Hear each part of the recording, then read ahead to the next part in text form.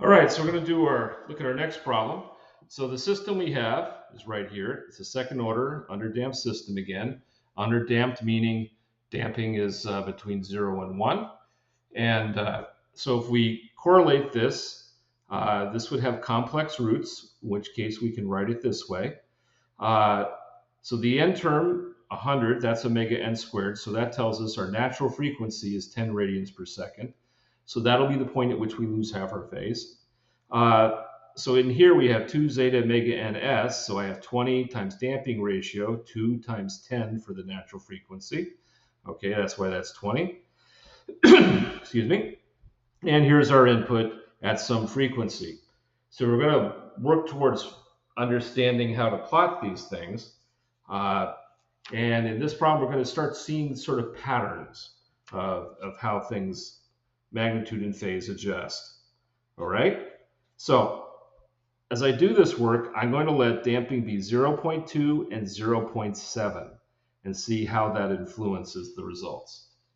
So the first part, the one thing we know is that the natural frequency, the phase shift, is minus 90. For a second order system, it's going to lose, that's underdamped, it's going to lose 180 degrees. At omega n, it loses half. All right? So let's see what happens at 1/10 of the natural frequency. All right? So last time what we looked at is relative to omega n, we looked at a frequency of 0 radians per second. We found we were sitting at a gain of 1 and a phase of 0. So let's just see where at 1/10 where we lined up. And so magnitude-wise, okay, so if you were to stick S equal I omega, so then we go into here and we stick in I omega for S squared and S, and we gather terms. We're going to have 100 minus omega squared, we'll square that, plus 4 zeta squared omega 100, and then we have our omega squared.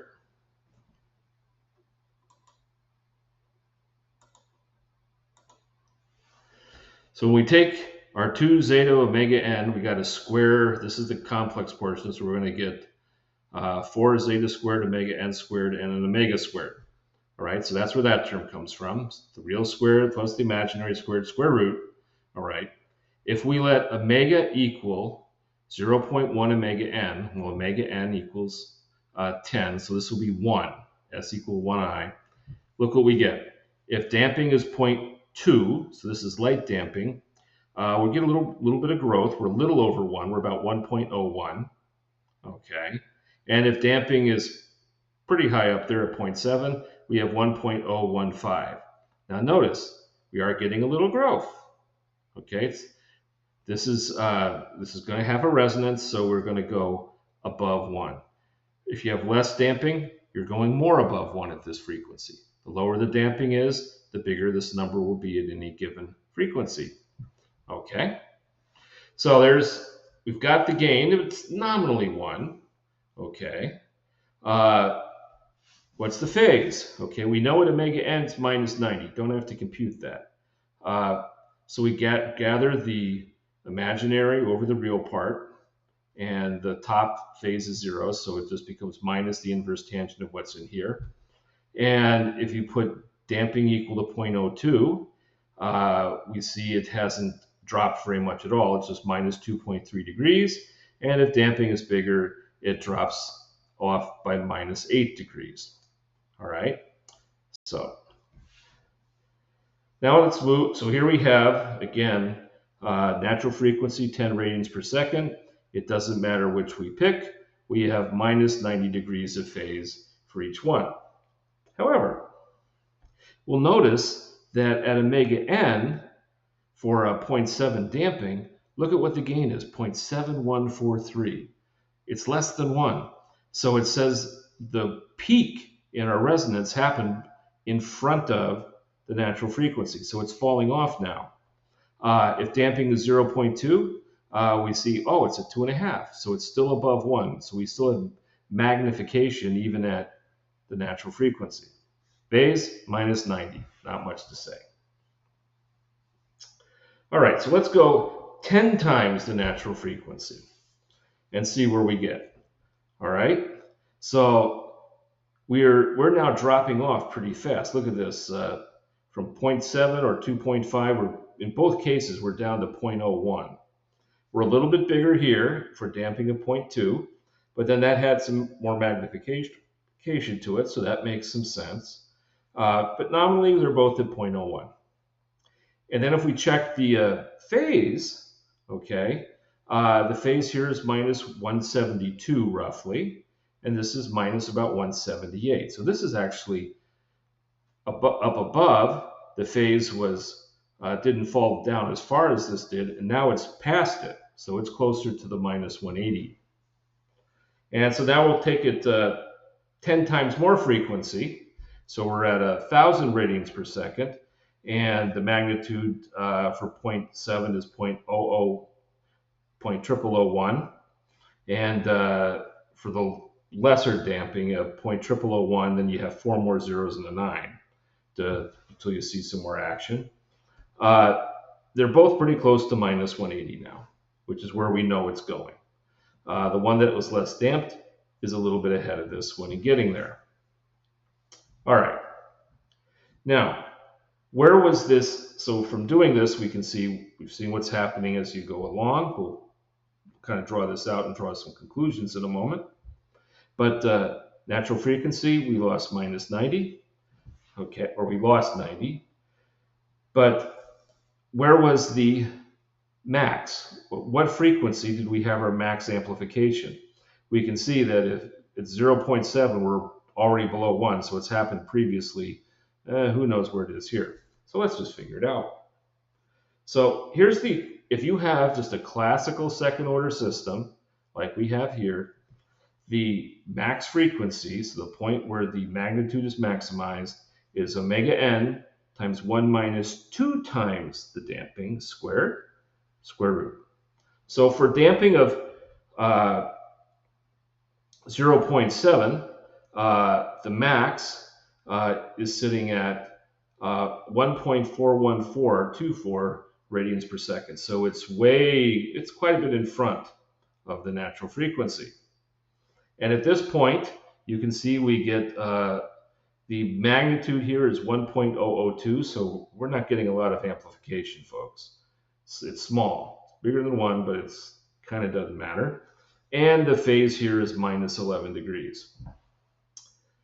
So let's go to 0.2 now. So a lot lower damping. And at this point, the max happens at 9.6, a little bit in front of the natural frequency. Okay. And so we have a gain of 2.552, the maximum we can get. And the phase loss at this point is minus 78, because it's not too far from 10 radians per second, which is the natural frequency, which would be minus 90. Let's drop it some more, 0.1. So now we look, wow, the point of maximum amplification is basically 9.9, really close to 10 radians per second. The amplification here is 5.025 for a sinusoid at that frequency, and the phase is minus 84.23. All right. If we let the damping drop to 0.05, so we're getting really close to 0 for the damping. We're now at 9.975, so we're getting really close to 10 radians per second. The gain is 10.012, so gain's going way up. And the phase, because we're getting much, much closer to omega n, is minus 87 degrees. One more time. If we let the damping drop to 0.01, now we've got 9.999 radians per second for the point of maximum amplification. The gain here, 50. So you put in a sinusoid at this frequency, it's going to jump. All right, in response, the system will. And we're almost at minus 90 degrees. So in general, you have the damped natural frequency, which is omega n 1 minus zeta squared. So take the 2 out, square root. Omega n and omega m are all kind of in the same region. If damping is really large, okay, they can be really spread. But here you have it 0.2, omega m 9.59, omega d will be a little above that, and then you move up to 10 radians per second, the natural frequency. So these all are kind of in the same zone, and damping really affects the value of these gains that we're seeing here. All right. So here's the, perhaps we should put this up here for a comparison. Can we, let's move this over a little bit. And we'll kind of get it in the picture. All right. So for a natural frequency of 10 radians per second, where the damping is 0.95, omega d, so this is really large damping, is a long ways away at 3.1 radians per second. At 0.7, it's 7.1414. At 0.2, okay, before we had 9.59, we're at about 9.8. So omega d is a little bit closer to the natural frequency. At 0.1, we're at 9.95 versus before omega m was at 9.9. So it's closer. 0.05, we got 9.87. The max is lagging behind at 9.975. If we go down to 0.1, they're basically all caught up together. We have 9.999. So basically, when you get down to 0.01, very small damping, your natural frequency, your damped natural frequency, and your frequency of maximum amplification are functionally the same number. All right. I'm going to introduce one more thing, and then we're going to look at how to sketch plots for frequency response.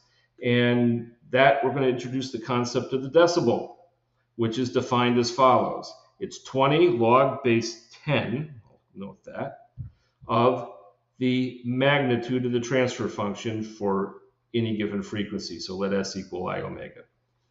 We'll talk more about this soon. See you then.